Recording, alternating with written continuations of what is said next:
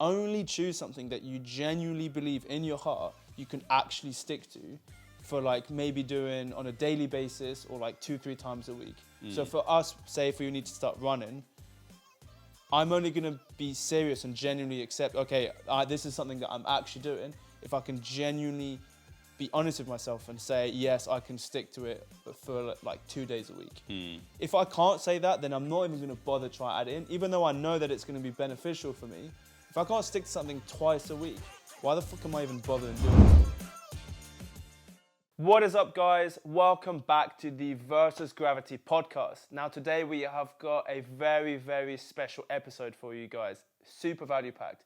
2025 is just around the corner and we're going to be showing you exactly how you can hit your New Year's resolutions, not only for 2025, but for every year going on forwards. So yeah, stay tuned. This is going to be a sick episode. We're going to be showing you exactly what we're going to do, what our goals are, how to overcome them, how to literally just guarantee success, and how you can always achieve whatever goals you set your mind to. So I'll start with you, Monsieur Ihsan. Well, I think before we even touch upon like what our goals are, we need to say, why do people even fail in the first place? Yeah. It's the most important thing. Like every year comes around, it's always the same story. If you're part of the New Year, New Me brigade, well, guess what? That's part of the problem, right? Which was us. Which was us, exactly. So we need to unpack exactly why people fail in the first place. So let me flip it to you. What is the very most important reason that you see people fail their New Year's resolutions? So right off the bat, there was actually a study done, I'm not sure on the year, but basically the stats that it showed is that one of the main reasons why people actually fail is because they don't actually have a real understanding and they're not concrete enough with what their actual goals are. So it's the classic, right? I want to lose weight, I want to be rich, but that doesn't mean anything. Like, you're not specific enough. And if you're not even going to bother writing them down, do you actually deserve to be hitting those goals? And that specific study in question, it took two groups of people. First group actually wrote down what their New Year's resolutions were, and the other group didn't. And by the end of the year, I can't remember the statistic, but it was something crazy, like 80% more chance of hitting your goals just by writing them down. So I guess if I was to summarize it, is that they don't have a concrete idea of what their goals are, and they don't really have a plan going forwards. I think you're completely right. Like when we speak to most people, they often have a very open-ended goal. Like, I want to lose weight, I want to build muscle, I want to become a millionaire. But they don't really have a very specific goal in place. They don't actually know what that goal looks like in its entirety, right? It's good to dream and have a vision, but unless you break down that vision into actual goals, and when we say goals, we're talking about goals that are smart, right? So they're specific, they're measurable, they're achievable, realistic, and time-bound. Damn. If I say I want to lose weight, you can turn around to me and say, okay, cool, well, how much is that goal? Is it 5 pounds of body weight you want to lose? Is it 10 pounds? Is it 50 pounds? Because unless I'm actually able to say to you with certainty, oh, I want to lose 20 pounds of body weight, I am just shooting in the dark. Yeah. Because then I'm just going to keep going forever. I could literally keep going forever. Yeah. Oh, I've lost 1 pound of weight today, I'm happy. But then you look at yourself in the mirror, you're like, well, I'm not happy. It's like, well, it's because you haven't set the parameters of that goal. Yeah, and I'll kind of tie this back to something which is relatable for all of us, right? We all went to school at some point. Maybe some of you are still in school if you're watching this. We all had dreams growing up, right? Oh, I want to be a doctor, I want to be this, I want to be that. The point is that you were able to concretely say, this is what I want to be. And because you were able to say, I want to be a physicist, well, then you're able to work your way backwards. Like, okay, well, if I want to be a physicist, I probably need to be good at maths. Cool, if I need to do maths, I probably need to do maths at A-level and at GCSE. If I need to do maths at GCSE, I need to get these grades. So you can already start planning ahead to get to that end goal. With these people doing New Year's Eve resolutions of, oh, I want my goal to be this, that's like the same as when you were 15 or like 12 and be like, oh, I want to be like a scientist or something just super broad, and then you go to university and you end up studying languages. And then you wonder why at the end of your degree you're not a physicist. It's like, well, dude, you fucking studied languages. Like, you didn't actually have a concrete plan. I hope that analogy makes sense, though. Yeah, it does. And that's actually really important. So that's the other reason. The second reason why people fail is, so we said number one is they don't have an actual understanding of what their goal is. But then number two is lacking a plan. Yeah, massively. So, like, you know, when January 1st comes around and most people, they have that conversation with their friends. They're like, hey, man, so what's your New Year's resolutions? Ha, ha, ha. And then it's always, like Sam said, it's a very open-ended thing. Oh, I want to lose weight this year. Okay, cool. But do you have a plan in place to lose that weight? Because if you don't, well, yeah, again, you're just shooting in the dark. So the easiest way to kind of navigate that is, like Sam said, is work backwards. Okay, I want to lose weight. All right, well, how much? Okay, I want to lose 20 pounds of weight. Okay, cool. So you want to lose 20 pounds of weight. Yeah. Right. Well, now let's work backwards from there. What do I need to do in order to lose 20 pounds of weight? I need to be in a calorie deficit. I need to exercise regularly. I need to make sure that I get enough sleep. And then it's like, okay, well, those are the 3 things that I need to do. Well, what do I do past that? How do I make those things happen? Okay, well, I know I have to be in a calorie deficit. Maybe if I drop 200 calories a day, that will get me towards where I need to be. Okay, so that's the first part of the plan. Yeah. Now I have a plan. I have to be in a deficit of 200 calories every single day. That, even though it's not very extensive, is far more valuable to me than just saying on January the 1st, I want to lose weight. Yeah, and I think what's super important with what Ihsan just said, right? He said his end goal is to lose X amount of kilos, and really all it is on a daily basis he needs to be in a calorie deficit. And people think to achieve these like crazy things, it's all about doing mad, insane things. Oh, I need to go run marathons every week, or this. It's like it's just a daily. It's the same if you were investing, right? If you want to make money, compound interest. It's the 1% every day. It's why kind of like they say success is unsexy. But if you don't have that concrete plan, you don't work your way backwards. And if I was to tell you, you want this to be your goal, what's the thing that you need to just do like 1% off every day to get to that? If you're not concrete on this plan, you're not going to know what that 1% is every day. And it literally, for weight loss, it could just be get 10,000 steps a day. Yeah, it could be. You might find that you actually only need a calorie deficit of an extra 200 calories. At which point I would literally just say, just walk more. And then who would have thought just by walking more every day is going to be the key to literally you unlocking your dream physique? Yeah, 100%. And like by an extension of that, even if your goal is something super outlandish, like I want to run a 100k ultramarathon this year, you can still work backwards from that. Yeah. Yeah. So you can go, okay, well, I want to do a 100k ultramarathon this year. That means I have to be running consistently is the first one. Yeah. Okay, but how much running do I have to do every week? Well, then you start thinking about a plan. Okay, well, if my total distance is 100k, then I have to, obviously hit a certain number of distance in each week of training.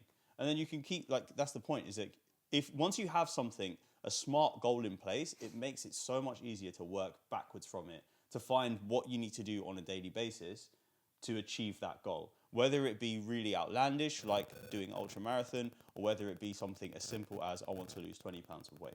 Do you mind maybe going into a bit more about like SMART? Because you kind of touched upon it. Maybe you give like a basic example. Yeah, so for example, a simple SMART goal might be by the 25th of March, I want to lose 20 pounds of body fat. Very, very specific, very objective, right? So let's run through that. So specific, it needs to be specific. That one obviously is 20 pounds of body fat, not body weight. Yeah. I'm even going more specific than that. I want to lose body fat, okay? Measurable, well, it's 20 pounds I said 25th of March, right? Yeah. So you have an end date, right? And it's also measurable. I have a number put to that goal. It's achievable. It's realistic. 20 pounds of body fat to lose, in let's say 3 to 4 months. Maybe, okay, you could argue it's not. But just for the sake of this arbitrary example, let's say it is, right? Maybe we can even go and say, okay, I want to lose 10 pounds of body fat, right? So it's achievable. Realistic. Is it actually a realistic goal? Or if I said like, oh, I want to be the president of the United States, that's not realistic, right? So that is a realistic goal, saying that I want to lose 20 pounds of fat. And then finally, time bound, right? So I said the 25th of March, I've actually put an end date to that goal, to achieve that goal by. That then gives me something to work towards. Yeah. I know that my plan, in order to achieve 20 pounds of fat loss by the 25th of March, I have a specific time frame to achieve it by. So therefore, I actually have something to work with. Amazing. Another thing, because obviously you say that you should always kind of, I don't know, I might be butchering the expression, aim for the stars and shoot for the moon, or the other way around, right? Basically, you should always aim high, right? How do you, because that's obviously a fine line between being realistic and unrealistic, because I'm sure we'd all agree that actually you should, as cringe as it sounds, you should aim for as high as you possible, even if everyone is telling you, dude, you are insane, you're never going to achieve that, that's almost that's what should be your goal, because everyone starts doubting you. But how do you make sure that it's still somewhat realistic with not being maybe setting too much of an unrealistic goal, which is also one of the main reasons why people fail. New Year's resolutions is because they go from 0 to 100. Like they aim way too high, and then they don't see any success in the first 2 months, and then they just end up giving up. So it's important to remember that the 100, so the 0 is where you are now, let's say, and the 100 is like your ultimate dream. It's important to have the 100 or the dream be at 100, right? So, for example, you can turn around and say, I want to be a millionaire. That might sound unrealistic if you were, for example, someone who's in a slightly more sort of challenging demographic where you can't, you can't have access to the certain same things, and therefore it makes it much harder to become a millionaire, right? You can say that and therefore pin that goal as being unrealistic. However, if you set the vision, then all it comes down to is breaking down that vision into more manageable milestones. For example, let's say I want to become a millionaire, but I am from a developing country and I don't have access to the same, education, the same resources and whatnot. What I can do is I can say, all right, well, my vision is to become a millionaire, but to this year, I'm going to simply try to learn how to invest money, even if I have no money to my name, right? So that's the very first thing you can do. You can say, right, I'm going to find a way of learning how to invest money. Then the second thing you might do is, okay, so I've completed that. I understand the mechanics of investment. Now I want to try and acquire some capital. I'm going to get a job this year which pays a bit higher. Yeah. So you see, all I've done is, the vision might be really, really outlandish for you, but all I'm doing is I'm setting little realistic milestones and goals along the way, which are not unrealistic, which will also get me closer to achieving that full-time vision. And that's all it is. For example, let's make it fitness related, right? I want to look like Cristiano Ronaldo. Okay, but I'm also, maybe I'm 120 pounds overweight, right? How do I start there? Okay, well, the very first thing I need to do is I need to fix my habits, because clearly I've accumulated excess weight of 120 pounds. So first thing I do is I'm going to start walking more, I'm going to start drinking more water, and I'm going to start eating a bit cleaner. That's all I'm going to focus on for the first few months until I reach a certain goal. Let's say my first goal is to be only 50 pounds overweight, right? So I work from there. Then once you're 50 pounds overweight, suddenly you've seen the change in your physique, you've seen the actual, the change in your mentality. All of a sudden, looking like Cristiano Ronaldo might start becoming more realistic. You'll start believing in it more. Same thing with the millionaire thing. If I'm in a better paying job, I'm going to start believing more that I can become a millionaire, because I can start seeing the path towards it. It's the same in this example. So let's say I drop 50 pounds. Then the next thing is like, okay, cool. Well, I'm only 50 pounds overweight now. I know I need to lose another 50 pounds. But at the same time, I want to also build some muscle, because now I'm actually able to stick to a routine. Sweet. That's when you start including the next thing. Right, so then I start doing 3 workouts per week. I start building muscle and dropping fat at the same time. And then by the end of year 2, I'm now not overweight, and I'm carrying a bit more muscle. Now I look at my physique and I look at Ronaldo's physique and I go, hey, you know what? I think I can do this year. So basically you're saying somewhat have an overarching goal, like a 5-year plan, and just be more patient with it, break it down year by year instead of like, if I don't do all of this in this year, I've failed. Kind of, I guess that's another reason why people fail, right? It's the all or nothing mentality. Yeah. They think, this is the year. If I don't fail it this year, then I might as well give up and I'm destined to be X, Y, Z for the rest of my life. Yeah. But being a bit more patient, I think this is something that is something I can 100% attest to. Is I think the biggest mistake we did in our early 20s is that we were too short-sighted and we wanted results too quickly. Even back then, like if you told me, I'll give you, even when we used to invest back in the day, right? You'll make 100K this year. But that's nothing. I want 1 million. But actually, if I'd set my mind to like, 100K is a shitload of money. 100K one year, 120K next year, and then it keeps compounding. Exactly. If I'd had that mentality, potentially I'd have 500, 600, 700K by now. But because we were so short-term minded and we wanted results in that moment, and we didn't have a 5-year plan, it completely fucked us. Like we kind of wasted, and that was the same with exercise. I wanted front lever now. I wanted handstand push-ups now. And then as soon as I saw that it was tough, I was like, I can't be arsed, I'm going to move on to the next thing. Yeah. Whereas if you, and this is a massive advice, if you're starting out calisthenics, spend as long as possible doing the basics. Really master the pull-ups, the push-ups, the dips. Get that mind-muscle connection. Spend your time with weighted calisthenics. if in the first year of us training, we didn't even touch a single calisthenics skill, and just did the basics, and then did some weights, and maybe just some straight arm conditioning, guarantee we'd have Yeah, it would be a lot full stronger, planche, yeah. full front lever touch, probably even 2 years ago. Mm. But we were always way too impatient and very short-term sighted. Yeah, and now this is not to say that, like, you know, in 3 months you can't achieve something seriously impressive, right? So Yeah. you can. The thing is like we said, if you have a clear plan in place, you have a goal that you're working towards, then yes, you can achieve a lot in a short space of time. Yeah. But it's also important, and this is the thing that I also tell all of our one-to-one clients, is when you get to the end of your end of like a 3-month program, right? It's not that you're going to be in the best shape that you've ever been in if you looked back in your life. Yeah. You're going to be in the best shape that you've ever been in up to that point. Yeah. And that's the really important distinction, because then once you're there at that 3-month mark, you should be in a position where you're so disciplined, and also you then start aiming bigger, Yeah. that you know that maybe in 10 years' time, or sorry, not in 10 years' time, but in month 4, you're going to look even better. Month 5, you're going to look even better than month 4. Yeah. And that's the whole point, is like, don't look at anything as, oh, I'm looking to get the end result now. Because the realistic approach is, if you really wanted to, if you were aiming really big and you genuinely wanted to change, you would know that the end result is actually, it doesn't actually exist. It doesn't exist, It doesn't exist, because you're always going to get better every single month if you keep sticking to it. So that's the whole point of having a vision. Yeah, I guess my point is more, you need a mindset shift of just trusting the process. It's like, it will take as long as it takes. If you're, as soon as you accept that it will take as long as it takes, but obviously bearing in mind that you're still working towards it, you will be successful and you will see end results. Yeah. As soon as you're like, I have to get it by this day, and if I don't do it, then I've failed, you're setting yourself up for failure, because 9 times out of 10, because you're dreaming so outlandishly, you're probably maybe not going to hit that goal maybe without a plan, right? As soon as you sit back, trust the process. If it takes me 5 months to learn a front lever, it takes me 5 months. That's when we saw like the biggest success with our transformations. Absolutely. It's when we stopped. What they said, like life. If you need to enjoy the journey more than the destination, and then that's kind of the key, right? Yeah, 100%, and that's a really big part of like our own methodology. Everything that we teach all of our students and clients is, like Sam said, it's that shift in mindset.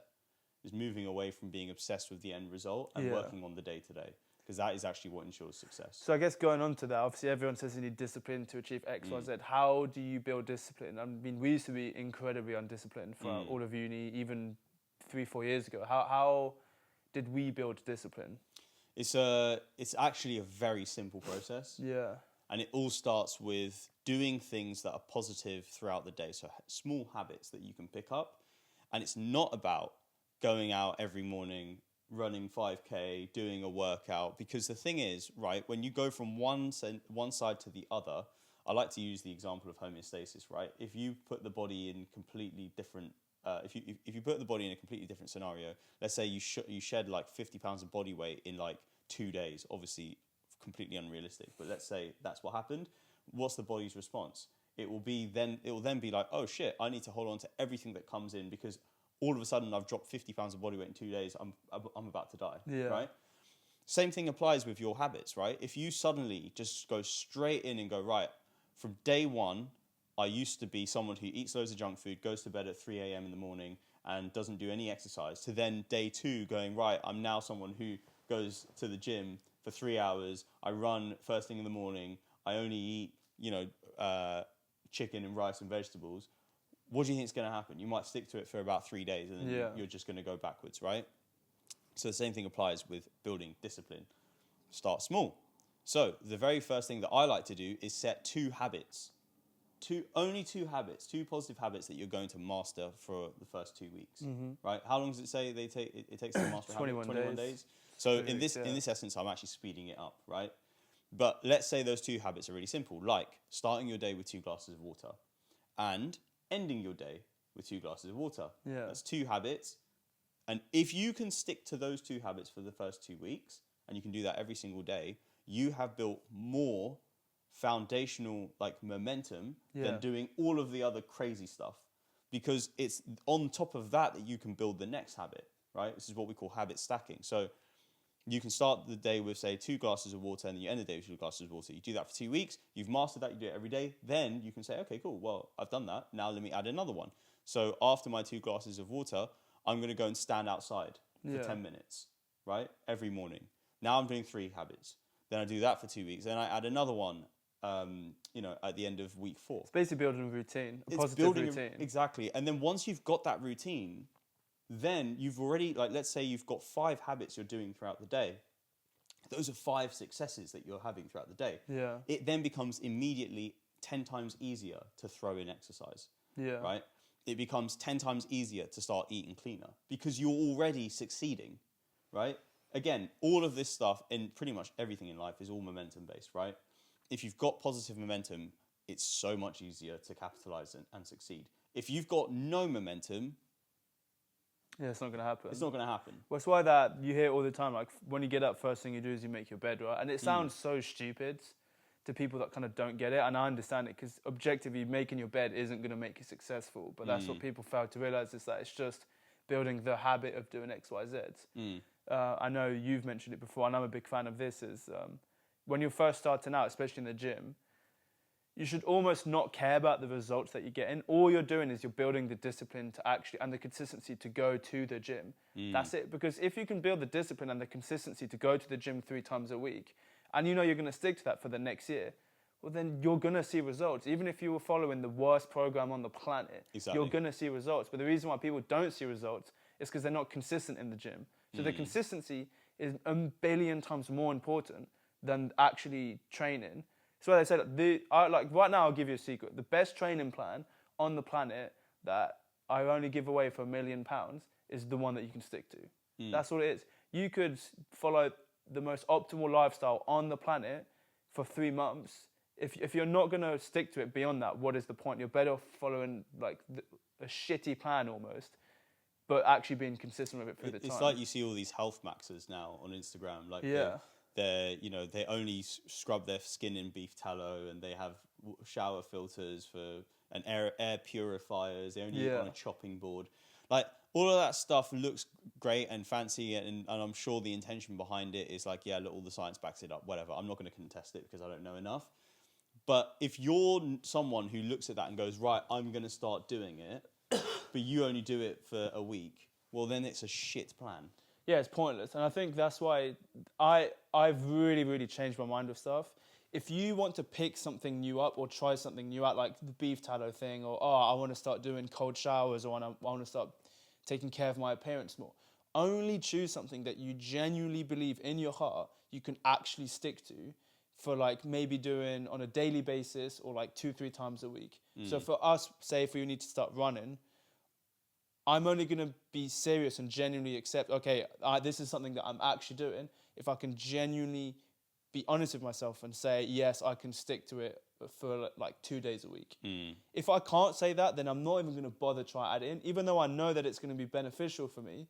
If I can't stick to something twice a week, why the fuck am I even bothering doing it? Yeah. So only pick things. So you know how we mentioned, you have your end goal and you work your way backwards and you find out these things that you need to do on a daily basis or maybe even on a weekly basis, like working out. If you can't even stick to something 2 days a week, you've either got a problem with your schedule, you either don't want it enough, or it's probably you don't want it enough, and more than realistically, you actually have the time to do it. You're just not willing to put the effort in to do that thing once or twice a week. But just people, as we say, right, they go 0 to 100. They see a David Goggins motivational video. They're like, I'm going to do all these things at once. I'm going to health max. I'm going to start going gym 5 times a week. I'm going to do morning cardio. I'm going to do this. I'm going to do that. It's like, dude, you cannot stick to it consistently. We worked with someone once who he couldn't stick to, I think, 3 days a week. We put him down to 1 day a week. Now, some of you are like, you guys are shit trainers. You're not going to get any results in 1 day a week. And objectively, you're not going to get insane results. But we were able to build that consistency with 1 day a week. And then I think within 3 weeks, he was doing 2 days. And then by the end of it, he was doing 4 or 5 days. And that's because we had to strip it down to doing that one thing once a week. If he turned around and he's like, I can't even do that 1 day a week, well, then it's like, well, bro, we can't actually help you. You've got bigger problems on your plate. Exactly. And that, you know what, actually, that leads on very nicely, right? So we've talked about the biggest problems. So Number one is not being understanding of your goal, not being not clear on your specific goal, enough. Yeah, not specific enough on your goal and lacking clarity. Number two is lacking a plan. for sure. We also talked about within that plan, you need to have discipline. How to build discipline is with the habits, Yeah. right? What's the third and final biggest reason? Because for me, it's a lack of support network. It's a lack of 100%. accountability. People are too prideful, man. And I think, especially as guys, I think people don't want to ask for help. I know so many people that don't ask for help. Get as much help as you need to in life. Like, you are not going to look back say 10 years from now, you look in the mirror and you look fucking sick. Everyone wants to be you. You got the sexiest girlfriend or boyfriend on the planet. You've got amazing kids. You've got your dream job. Your life is amazing. You look in the mirror like, damn, I'm strong, blah, blah, blah. I can guarantee you're not going to look back and be like, oh yeah, but I had help. Someone helped me get it. I'm a loser. It's just like, it's just not how it works. No. And if genuinely you're that afraid to ask for someone's help, then you've kind of got like an ego problem, and you need to get that checked in. Yeah, 100%. Like we're as a species, we're wired to be sociable and 100%. wired to help each other. Like for example, I've just had a kid, and you know my mother and father and my wife's mother and father and all of our extended family are there to help. It's a nurturing. Well, it takes a village to raise a child, right? Yeah. And it's genuinely true. It's the same way that when you went to school, you didn't wing it, right? You didn't just pick up a textbook and start reading it and then sit the exam yourself. No, you had a whole suite of teachers, right? One for each subject. It's the same way that when you learned how to drive, you didn't just suddenly get behind the wheel and start teaching yourself. You had a driving instructor, right? Yeah. So it's the same here. And we're not saying like, hey, look, you need to go and get yourself a personal trainer or anything. Go and find yourself people who will actually help you build accountability.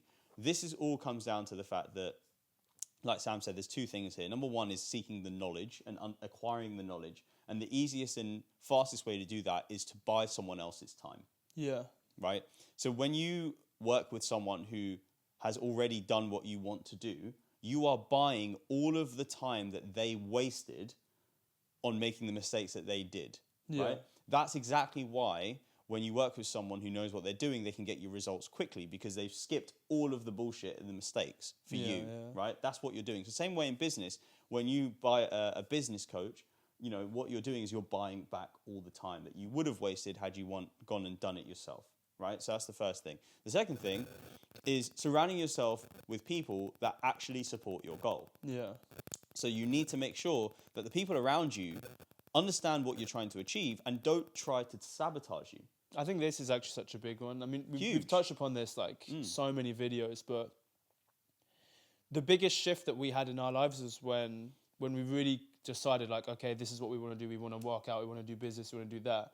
And by doing that, what we found is that we kind of lost old friends potentially that didn't want the best for us, and we started meeting other people in our social group that were doing way better than us, that were way fitter than us, making more money than us, more confident, doing all of this. And that they were people that would impart all of that knowledge onto us. And it's only as a result of meeting these people that we were able to be consistent and blah, blah, blah, right? Like if you're living in a house right now where everyone's smoking weed, getting drunk, and you suddenly want to change your life around, it's going to be very hard. I don't care how disciplined you are. And it also depends. Everyone is impressionable to like different degrees. Or I'm a very impressionable person. So if you stick me in a house full of millionaires and people that are jacked, chances are I'll probably end up like that. You put me in a house full of drug addicts and weed heads, I'm probably going to end up smoking weed for the rest of my life. Well, yeah, at the end of the day, humans learn by copying. Yeah. And you pick up all of your habits from people around you. You did that as a child. When your parents had certain habits or they had a certain way of doing things, like, for example, their daily routine, it was like, hey, every morning you have to brush your teeth and you have to come down, have your breakfast and do all of this. Where did you think you learnt that from? You learnt that from your parents, right? Yeah. From looking and watching them doing their thing, and then you picked it up. That's why all of those norms that you find, your values that you find, are all a product of the environments you were in as a child. School, parents, your friends. That's why you are the way you are. The same thing applies here. When you're trying to change your life, fundamentally what you're doing is you're trying to change all of the things that make you, right? Yeah. So if you're someone who has a weight problem and you have an addiction to junk food, right? You're trying to break an addiction. That's not just, a short-term thing that's been hardwired into you. it's a long term thing that you have done over a long period of time. Yeah. So it's very hard to undo that. Now, if you were to say, hey, I want to lose 20 pounds of fat, I want to give up junk food, but all my housemates are doing the same shit. Well, yeah. It's going to be hard. It's going to be really tough. Very hard. But if you were 20 pounds overweight and you had a addiction to junk food, but you lived in a house full of people like Gymshark models, well, it's obviously going to be very easy. Yeah. Right? Because you're surrounded by people who look after their health. Yeah. But I think that this is where, like, you'll know a real friend because a real friend will hold you accountable. Look, we're not saying that just because you do these negative things like smoking, getting drunk, that you're a bad person. That's not what we're getting at. No. We know plenty of people that are ultra successful and do all those things. It's more so just, it's going to be more common to maybe find the trait of people not holding you accountable in that group, because those people don't hold themselves accountable. And there's a big difference between smoking weed, getting drunk because you've earned to, in quotes, like work hard, play hard. Someone might be incredibly disciplined, they're in good shape, they're successful, but they still do those things. Cool, let them do it, right? Like, pick your poison. But then there's the other side of the person where it's an actual addiction. They're doing it because they hate themselves, or they're doing it because they're at a point in life where they're just doing fuck all. So it's to like mask the feeling of being unsuccessful. Those people, if you're around those, they're not going to hold you accountable. I'm not going to be like, hey, Hassan, like, you said that you were going to lose weight, but you haven't done it. Deep down, they're going to be glad that you failed, because they're like, you were trying to escape from this group, so I'm going to try and bring you back down. Yeah, it's a subconscious thing. It's not even a conscious thing that they're doing, because obviously, like, you know, no one wants to turn it. No one is inherently, well, some people are, but the people that you're friends with are not inherently evil, that they want to see you fail. It's more that they don't want to lose you, because they know that if you were subconsciously, right, not consciously, but if they know that if you were to become this really attractive, very, you know, athletic-looking person who's highly driven and very successful, you're not really going to be friends with them.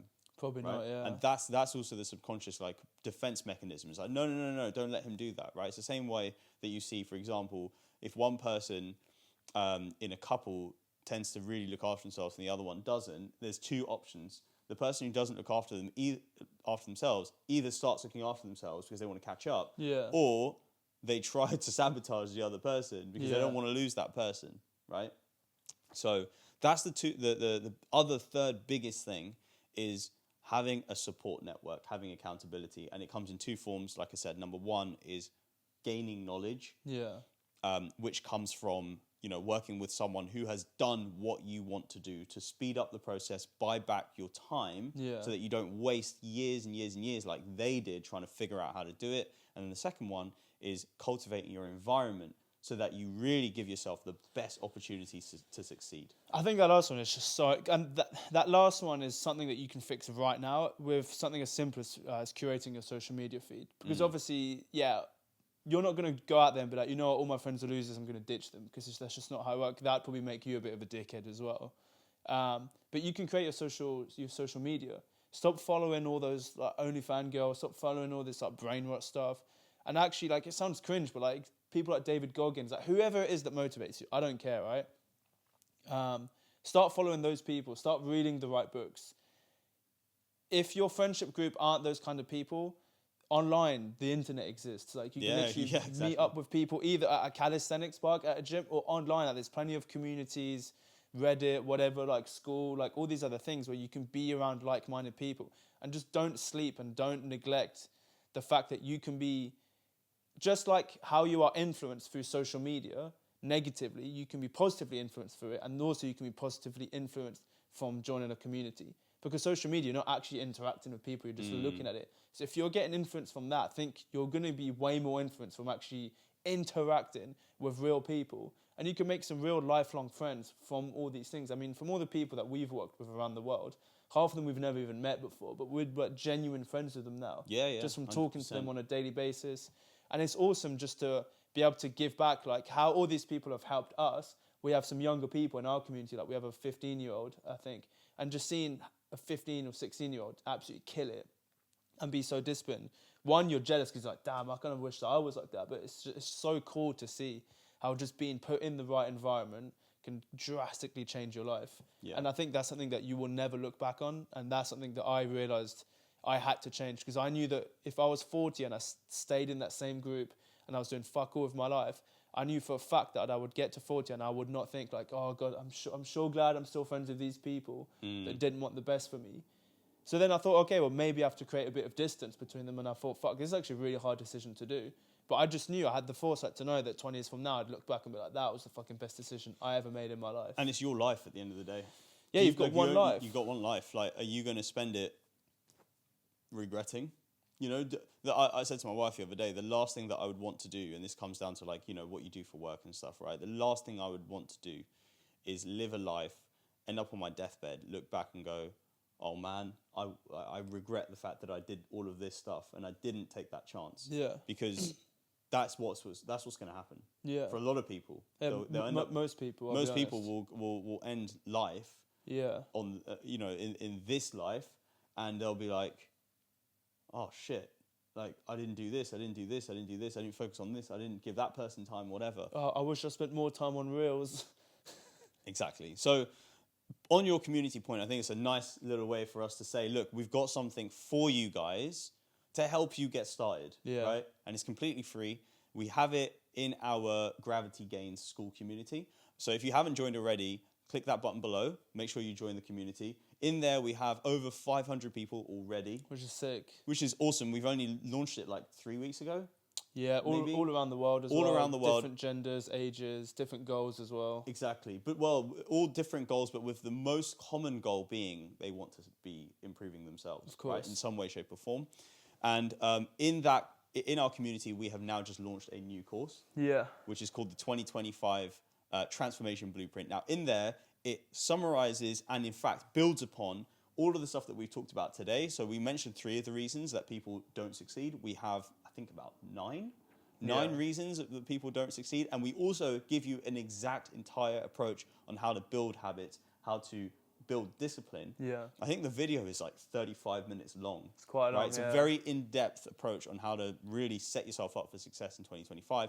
And then we even go a step further and give you a workout plan that you can start right now. Yeah. So you can actually put some skin in the game and start making ways towards that dream physique of yours. You can literally join it right now. It's free. It's in the link below. Highly encourage you to do that. That's on top of the Calisthenics crash course. So literally teaches you everything you need to know from nutrition, recovery, like different training methods. Obviously talking about calisthenics because we are calisthenics athletes at the end of the day. And the coolest thing is you get access to us, right? But you also get access to other community members who are trying to better themselves. So it's like basically getting coaching for free with a boatload of resources. So really, if you can't even be asked to join the free community, then chances are you're not going to hit your goals. It's free. It's literally free. There's nothing stopping you. Like, you'll probably watch like 4 hours of OnlyFans girls after this, but you can't be bothered to press a button to join a free community. It's just like, come on, bruv. It's crazy. And also, like Sam said about access to us, we host monthly workshops in there. Yeah, where we open up as well for Q&A. So like if there's specific questions that you want to ask, which obviously you can post in the community. This is the benefit of school, right? This is why I love it, is it allows you to connect with us and with other people on a deeper level, because on Instagram, you leave someone a comment and you have to hope and pray they're going to reply to you, right? Or you might shoot someone a DM, but it ends up in their request. You can DM me, you can DM Sam in school, and we will reply to you. You can post and ask a question about, oh, I don't know, I'm stuck on this bit, how do I get over this? You'll not just have me and Sam reply, you might have 5 other people who also give you their opinion. It's kind of like a big Reddit community, but it actually has all of our free courses in there. So, like Sam said, it's free. We don't know why you wouldn't join. It's the very first step to helping you get to where you want to be by the end of 2025 is to take action. And this is your opportunity to do that. We worked hard on building the course. I've got to say, it's pretty damn amazing. It's sick, yeah. It's really good. And like, you know, at the end of the day, it's up to you whether you want to take action or not. So. Cool, I think that's a perfect way to end this video. Yeah, absolutely. So listen, we will see you in the Gravity Gains. Don't make the same mistake as last year. Make sure that you address all of the problems that we talked about in this video. And most importantly, take action.